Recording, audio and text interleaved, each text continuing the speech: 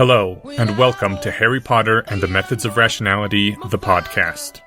Written by Eliezer Yudkowsky, read by Eneasz Brodsky, based on the works of J.K. Rowling. Chapter 98. Roles. Final.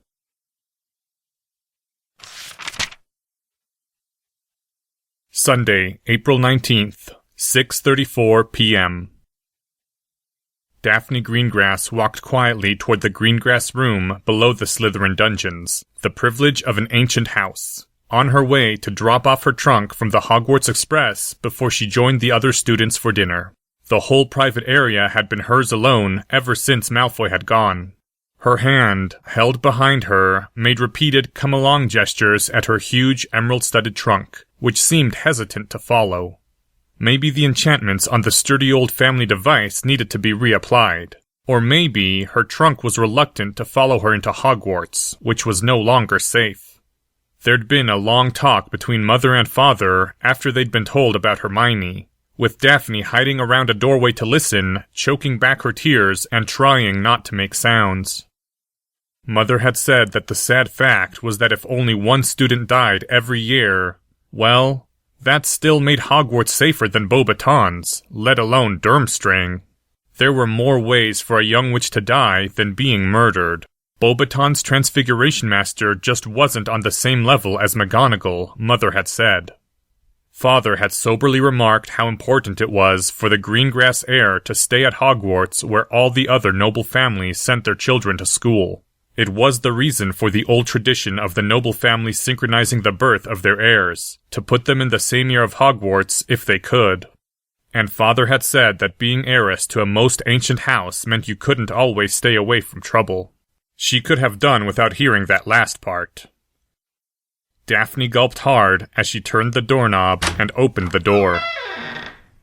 "Miss Greengrass," whispered a shadowy, silver-robed figure. Daphne screamed and slammed the door and drew her wand and turned to run. "Wait!" cried the voice, now higher and louder. Daphne paused. That couldn't possibly be who it had sounded like. Slowly, Daphne turned and opened the door again.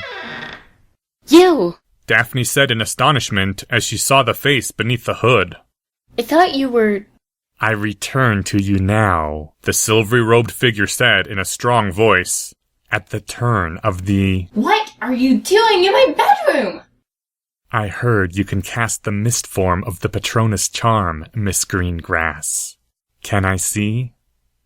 Daphne stared, and then her blood began to burn. "Why?" she said, keeping her wand level. "So you can kill everyone in Slytherin who cast on Slytherin spells? We all know who it was had Hermione killed." The figure's voice rose. "I testified under Veritaserum that I tried to help Miss Granger. I really was trying to help her when I grabbed her hand on the roof, when I helped her off the floor." Daphne kept her wand level. "Like your father couldn't tamper with the Auror's record if he wanted to. I wasn't born yesterday, Mr. Malfoy." Slowly, as if not to cause alarm, the silver-robed figure drew a wand from his robes. Daphne's hand tightened on her wand, but then she recognized the position of the fingers on the wand, the stance the figure was assuming, and she drew a shocked breath. "Expecto Patronum," Draco Malfoy said clearly. Silver light leapt from the end of Malfoy's wand, and condensed, forming a shining serpent that seemed to coil in the air as though nesting there. She just gaped. "I did try to help Hermione Granger, because I know that the sickness at the heart of Slytherin's house, the reason why so many of us can't cast the Patronus charm anymore, is our hate. People think that's all Slytherin is about now. Not cunning or ambition or honorable nobility, just hating Muggleborns. And even I know, because it's obvious if you just look, that Hermione Granger wasn't weak at magic." Daphne's mind had gone completely blank. Her eyes darted around nervously just to check that there wasn't blood coming from under the doors, like the last time something had broken. And I've also figured out, Draco Malfoy said quietly as the silver snake went on shining with unmistakable light and warmth, that Hermione Granger never really tried to kill me. Maybe she was false memory charmed. Maybe she was legilimized. But now that she's been murdered, it's obvious that Miss Granger was the target in the first place, when someone tried to set her up for murdering me. Do you know what you're saying? Daphne's voice broke. If Lucius Malfoy heard his heir saying that, he'd skin Draco and turn him into trousers. Draco Malfoy smiled, metallic robes gleaming in the light of his full corporeal Patronus. It was a smile both arrogant and dangerous, like being turned into a pair of leather pants was beneath his concerns. Yes, but it doesn't matter now. House Malfoy is returning House Potter's money and canceling the debt. Daphne walked over to her bed and fell on it, hoping she could wake up from the dream once she was in bed. I'd like you to join a conspiracy, said the figure in the shining robes. Everyone in Slytherin who can cast the Patronus charm, and everyone who can learn. That's how we'll know to trust each other when the Silver Slytherins meet. With a dramatic gesture, Draco Malfoy cast back his hood. But it won't work without you, Daphne Greengrass. You and your family. Your mother will negotiate it with Father, but I'd like the Greengrasses to hear the proposal from you first. Draco Malfoy's voice lowered grimly. There is much we must speak of before we eat dinner.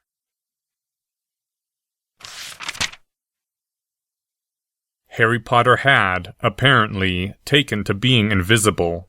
They'd glimpsed his hand only briefly when he was handing them the list, written on strange knot parchment. Harry had explained that, all things considered, he didn't really think it was smart for him to be findable except on special occasions.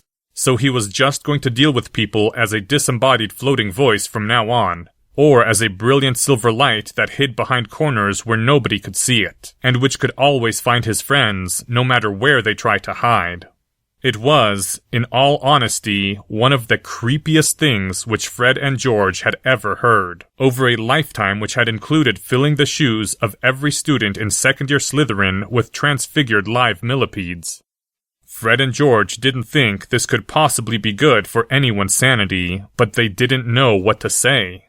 It couldn't be denied, they'd seen with their own 4 eyes, that Hogwarts wasn't safe. I don't know who you went to for the false memory charm on Rita Skeeter, said the sourceless voice of Harry Potter. Whoever it is probably won't be able to fill this order directly, but they may know someone who can get things from the Muggle world. And I know it may cost extra, but as few people as possible should know that Harry Potter is related to this. Another flash of a small boy's hand, and a bag hit the ground with the clinking noise. Some of these items are expensive even in the Muggle world, and your contact may have to go outside Britain, but 100 galleons will be enough to pay for it all, I hope. I'd tell you where the galleons came from, but I don't want to spoil tomorrow's surprise.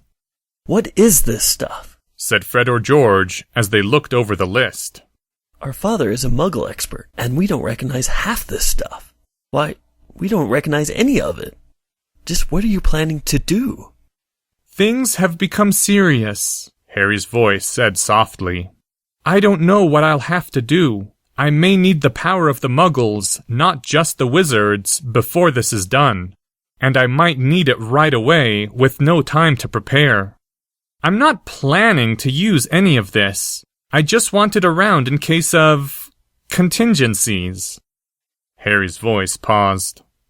Obviously, I owe you more than I can ever repay you, and you won't let me give you any of what you deserve. I don't even know how to say thank you properly, and all I can do is hope that someday when you grow up, you'll be more sensible about this whole thing. And would you please take a 10% commission? Shut up, you. For God's sake, you went after a troll for me, and Fred had his ribs broken. They both just shook their heads. Harry had stayed behind when they told him to run, and stepped forward to distract the troll from eating George. Harry was the kind of person, they knew, who'd think that something like that didn't cancel out what he owed the Weasley twins, that his own deed wasn't properly commensurate. But what the Weasleys knew, and Harry wouldn't understand until he was older, was that it meant that nothing was owed, or ever could be owed between them. It was a strange kind of selfishness, they thought, that Harry could understand kindness within himself, never dreaming of asking of money from anyone he'd helped more than they'd helped him, or calling that a debt, while being apparently unable to conceive that others might want to act the same way toward him. "Remind me to buy you a copy of the Muggle novel Atlas Shrugged," the sourceless voice said. "I'm starting to understand what sort of person can benefit from reading it."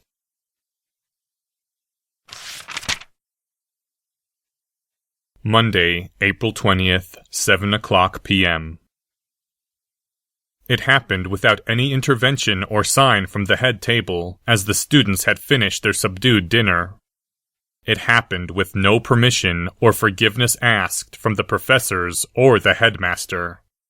Shortly after the dessert dishes had appeared, a student stood up from the Slytherin table and calmly made his way, not to the front of the head table, but toward the opposite side of the 4 tables of Hogwarts. A few whispers broke out at the sight of the white-blonde short-cropped hair, as Draco Malfoy stood there at what had been the rear of the tables, silently regarding all of Hogwarts. Draco Malfoy had said almost nothing since his surprise return, and been seen even less. The Slytherin had condescended neither to confirm nor deny that he had returned because, with Hermione Granger dead at his family's hand, he no longer had anything to fear. Then Draco Malfoy took up a spoon in one hand and a glass of water in the other, and began tapping, producing a clear ringing sound.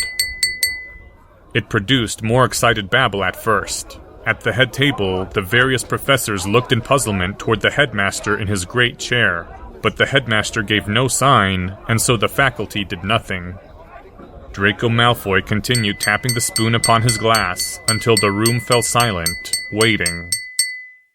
Then another student arose from the Ravenclaw table and made his way to where Draco Malfoy was standing, turning to face Hogwarts at his side.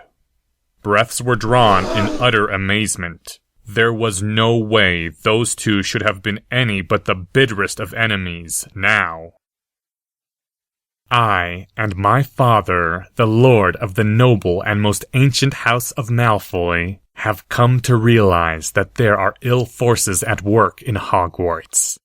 That these ill forces did evidently wish Hermione Granger harm. That Hermione Granger was perhaps compelled, against her own natural will, to raise her hand against our house. Or perhaps she and I were both memory-charmed. We now say that whoever dared use the heir of Malfoy so is the enemy of House Malfoy, upon whom we shall have our vengeance. And that honor be served, we have returned all monies taken from House Potter and cancelled all debt." Then Harry Potter spoke. "House Potter acknowledges that it was an honest mistake, and holds House Malfoy no ill will. We believe and publicly say that House Malfoy was not at fault in Hermione Granger's death. Whoever did harm Hermione Granger is the enemy of House Potter, upon whom we shall have our vengeance." Then Harry Potter began to walk back to the Ravenclaw table, and the babble of sheer, utter, reality-crashing bewilderment began to explode. Draco Malfoy resumed tapping his spoon against the water glass, creating a clear ringing chime, until the room fell silent once more. And other students arose from other tables, making their way to where Draco Malfoy stood, arranging themselves at his side, or behind him, or before him. There was a terrible silence in the great hall, a sense of the world shifting, of realigning powers, almost tangible in the air. "My father, Owen Greengrass, with the consent and full backing of my mother, the lady of the noble and most ancient house of Greengrass." Daphne Greengrass spoke. "And my forefather, Charles, of the House of Naught, said the former Lieutenant Knott, once Theodore of Chaos, now standing behind Draco Malfoy. And my grandaunt, Amelia, of the House of Bones, also Director of the Department of Magical Law Enforcement, said Susan Bones, who stood next to Daphne Greengrass, beside whom she had fought. And my grandmother, Augusta, of the noble and most ancient House of Longbottom, said Neville Longbottom, who had returned for this one night. And my father, Lucius, the Lord Malfoy, of the noble and most ancient House of Malfoy, together with Alana Howe, constituting a majority of the Hogwarts Board of Governors, have, to ensure the safety of all students, including their own children, passed the following educational decrees upon the Hogwarts School of Witchcraft and Wizardry.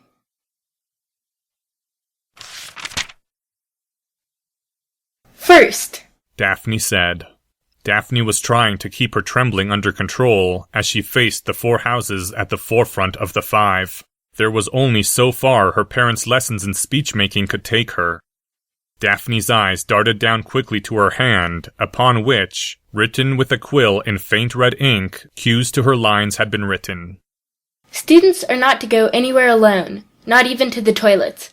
You will travel in groups of at least 3, and every group must have a 6th year or 7th year student. Second, Susan Bones said from behind her, her voice almost firm. to further ensure the students' safety, 9 Aurors have been dispatched to Hogwarts to form an auxiliary protective force. Susan took a small, round glass object from within her robes, one of the communicators that the DMLE used, which they'd all been given. Susan raised it to her mouth and said, her voice now higher, Brodsky, this is Susan Bones. Enter! The doors to the hall slammed open, and in marched 9 Aurors in the reinforced leather gear that they used when on duty. At once they spread out, 2 Aurors taking up station by each of the 4 tables, and the last took up watch at the head table. There were more gasps. Third, said Draco Malfoy, his voice commanding. Malfoy had apparently memorized his own lines, since there was nothing written on his hand that Daphne could see. In the face of a common enemy who does not balk at killing students from any house, the 4 houses of Hogwarts must come together and act as one. To emphasize this, the house point system is temporarily suspended. All professors will encourage solidarity between houses, by decree of the Hogwarts Board of Governors. Fourth, Recited Neville Longbottom. all students not already in the defense professor's after-school classes will receive special training in self-defense by Auror instructors. Fifth, Theodore Knott yelled in a menacing tone. all fighting in the corridors or anywhere outside of defense lessons will be dealt with severely. Fight together, or don't fight at all. 6th, Said Daphne Greengrass, and took a deep breath. When she'd found out what was planned, she'd made her own little extra request to Mother through the flu. Even with Lucius Malfoy going along with Amelia Bones, a thought her mind was still having trouble grasping. The Greengrass swing vote had still been vital, since Jugson and his own faction had refused to back Malfoy. Not to mention that Bones didn't trust Malfoy, and Malfoy didn't trust Bones. So Mother had demanded, and the Greengrasses had received. since memory charms have been used on students without setting off wards, it is possible that someone on the Hogwarts faculty may be implicated. Therefore, the Auxiliary Protective Force reports directly to my father, Lord Greengrass. And this part was only symbolic, she knew. There'd be no reason anyone wouldn't just contact the Aurors directly, but it might turn into more, someday, which was why she'd asked Mother to demand it. And if anyone wants to report something to the Auxiliary Protectors, they can talk to the Aurors or go through me. Daphne's arm swept behind her to indicate the gathered students. The duly appointed President of the Auxiliary Protective Special Committee. And Daphne paused dramatically. They'd all rehearsed this part. We don't know who the enemy is, Said Neville, whose voice did not squeak. We don't know what the enemy wants, Said Theodore, still looking menacing. But we know who the enemy is attacking. Said Susan, as fierce as when she'd taken on 3 7th-year students. The enemy is attacking Hogwarts students, said Draco Malfoy, clear and commanding, like all this was his natural element. And Hogwarts, spoke Daphne of Greengrass, feeling her blood burn like it never had before in her life, is going to fight back.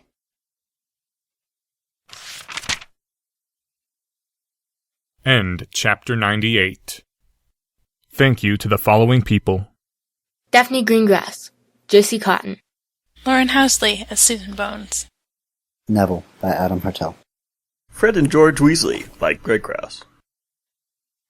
This chapter's original text, production notes, and attribution links, along with archives and much more, can be found at hpmorpodcast.com. If you would like to learn more about the art of rationality, please visit lesswrong.com, an online community of aspiring rationalists founded by Eliezer Yudkowsky. Some sound effects used are courtesy of the Free Sound Project. The music used is Welcome to the Black Parade by My Chemical Romance. Thank you for listening, and come back in 2 weeks for the first chapter of 3 Worlds Collide, The Baby-Eating Aliens.